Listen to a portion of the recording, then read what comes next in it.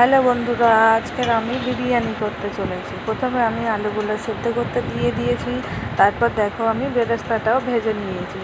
বেরেস্তা ভাজার পরে দেখো মাংসগুলোও ভালো করে কষিয়ে নিয়েছি। নেওয়ার পরে উপরে একটু বেরেস্তা দিয়েছিলাম। তারপরে আমি রাইস করে নিয়েছিলাম। ভাত করে নিয়ে প্রথমে হাঁড়িতে ভাত দিয়েছিলাম। দেওয়ার পরে তার উপরে বিরিয়ানির মশলা দিয়েছি। বিরিয়ানি মশলা দেওয়ার পরে উপরে আমি আলু দিয়েছি।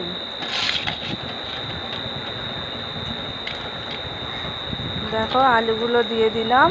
আলু দেওয়ার পরে আলু বোখরা দিয়েছিলাম। আলু বোখরাগুলো দেওয়ার পরে আমি জাফরান দিয়ে দিয়েছিলাম। জাফরানটা দেওয়ার পরে এবার আমি মাংস দিয়ে দেব। মাংস দিয়ে উপর থেকে দেখো বেরেস্তা দিয়ে দিয়েছি। বেরেস্তার উপর থেকে একটু গোলাপ জল, একটু কেওড়া জল দিয়েছি আর একটু দুধ দিয়েছি।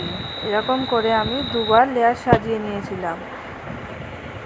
লাস্টে লেয়ারের ওপর ঘি দিয়েছিলাম। দেখো এবার ঘি দিচ্ছি। ঘি দেওয়ার পরে উপরে আরেকবার ভাত দেব, দিয়ে জাফরান আর রাইস দিয়েছি। দেখো বন্ধুরা, দিয়ে মিঠা আতর দিয়েছি। বিরিয়ানি